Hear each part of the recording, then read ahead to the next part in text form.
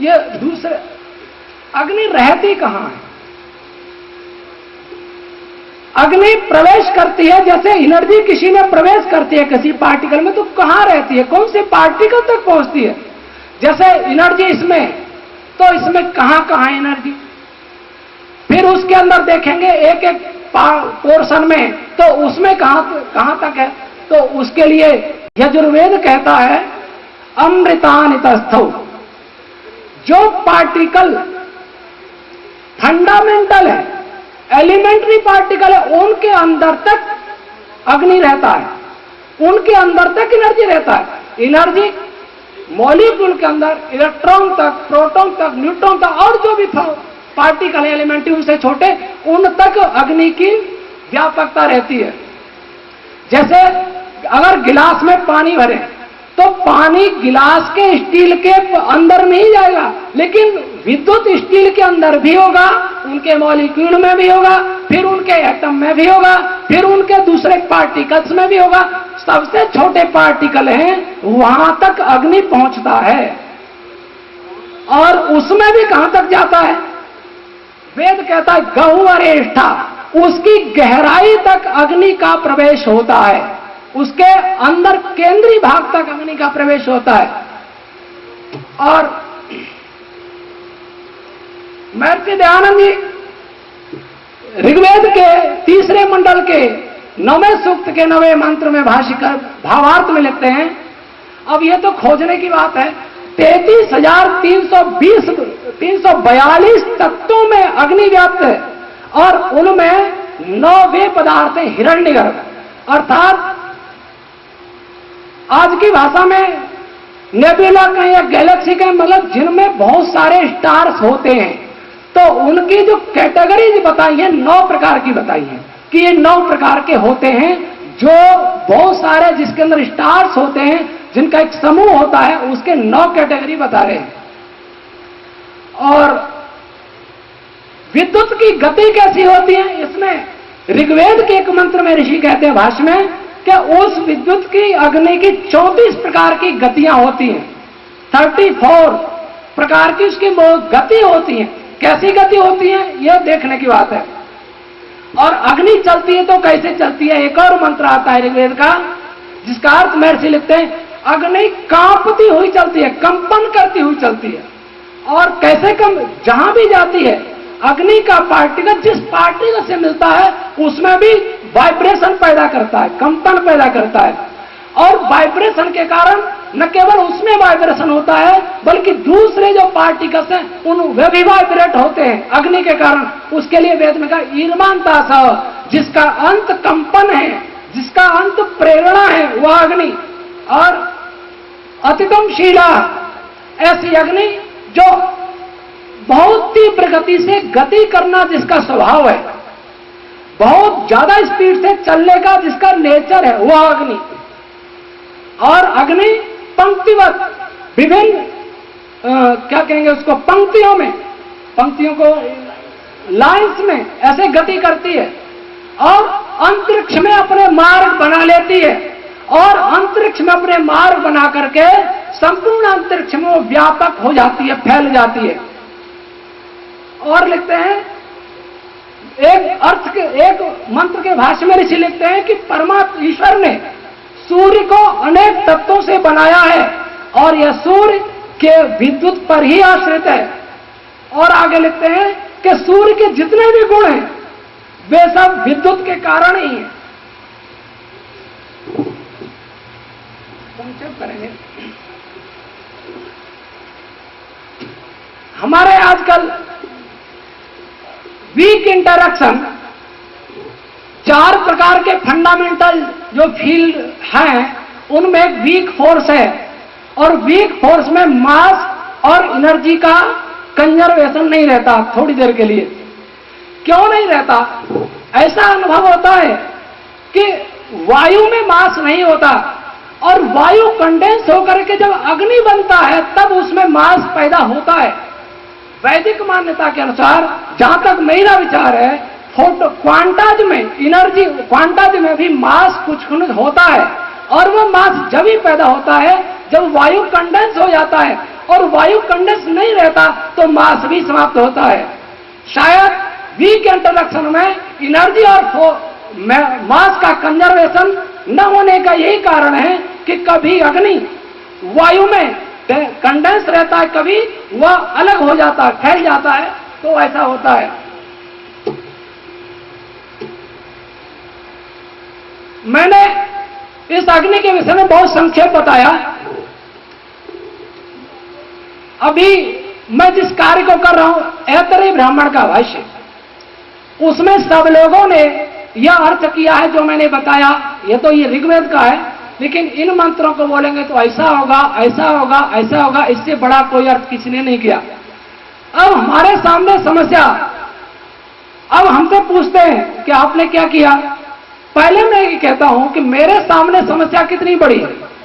अगर फिजिक्स पढ़ने वाले के सामने जब फिजिक्स पढ़ने बैठे और इलेक्ट्रॉन शब्द आवे तो उसके दिमाग में आगे इलेक्ट्रॉन हॉर्स को भी कहते हैं, इलेक्ट्रॉन काव को भी कहते हैं, इलेक्ट्रॉन चेयर को भी कहते हैं, इलेक्ट्रॉन रेंज को भी कहते हैं, इलेक्ट्रॉन अर्थ को भी कहते हैं। तो कैसे पढ़ेंगे हम जब पढ़ने बैठते हैं तो गो का अर्थ गाय भी होता है, गो का अर्थ भी होता है, गो का अर्थ रेंज भी होता है, गो का अर्थ स्टार भी होता है, गो का अर्थ वाणी भी होता है, साउंड भी होता है। तो हमारे लिए कितनी समस्या है कि कौन सा अर्थ उसका लें। साइंस पढ़ने वाले के लिए पढ़ाने वाले बहुत हैं और उनकी भाषा ऐसी है, एक शब्द का एक ही अर्थ होगा। हमारे यहां एक शब्द के सैकड़ों अर्थ होंगे और मुझे पढ़ाने वाला कोई भी नहीं है, मेरे साथ चर्चा करने वाला कोई नहीं है। फिजिक्स में चर्चा करने के लिए मैं आप जैसे महान वैज्ञानिकों के पास चला जाता हूं, लेकिन वेद के शब्दों पर विचार करने के लिए मुझे जाने के लिए कोई नहीं। मोक्षराज जी जानते हैं और आचार्य रामनारायण जी हैं, इस विषय में कोई चिंतन करने वाला नहीं, अपने को ही खोजना पड़ता है। और उस आधार पर भी मैंने कुछ बिंदुओं पर चर्चा की थी, आपसे भी की थी, राव साहब से की, मित्रा सर से की।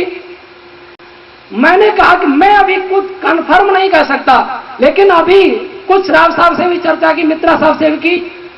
मैंने राव मित्रा सर से पिछले वर्ष बात की थी आपसे कि सूर्य या स्टार्स में जो सेंट्रल पोर्शन है जिसमें न्यूक्लियर फ्यूजन होता है वह अलग गति करता है और बाहर का पोर्शन अलग गति करता है। यह दुनिया में किसी भी ऐतरेय ब्राह्मण के भाष्य में नहीं मिलेगा, लेकिन हमने अर्थ निकाला और इस बात को राव साहब ने भी स्वीकारा और मित्रा सर ने भी स्वीकारा, हाँ ऐसा होता है। एक सन की बात नहीं, हर स्टार की।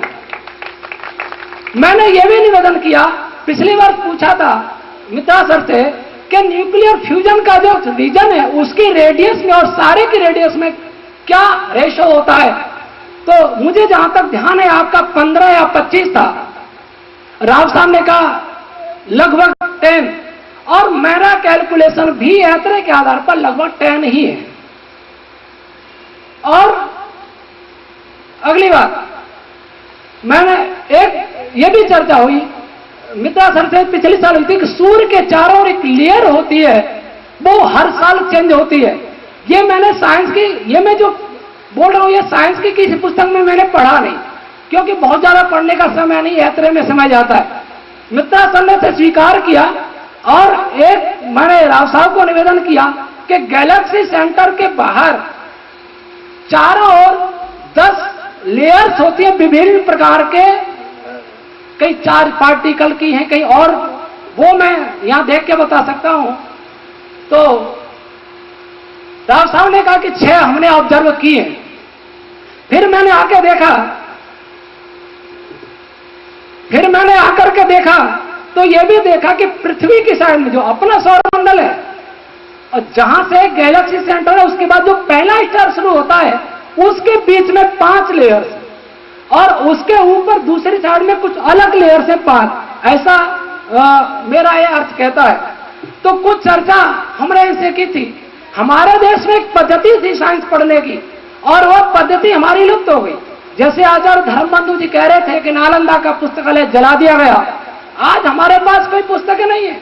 लेकिन पहले पद्धति थी, मैं एक निवेदन करूं कि सन 1316 में आचार्य सायण पैदा हुए, जिनको मैं ये मानता हूं उन्होंने बहुत पढ़ा था लेकिन वैदिक विज्ञान नहीं जानते थे, फिर भी उन्होंने उस समय जानकारी थी, उन्होंने एक मंत्र के भाष्य में लाइट का स्पीड बताया है 3 लाख किलो, 1,86,000 माइल, वो 3 लाख किलोमीटर।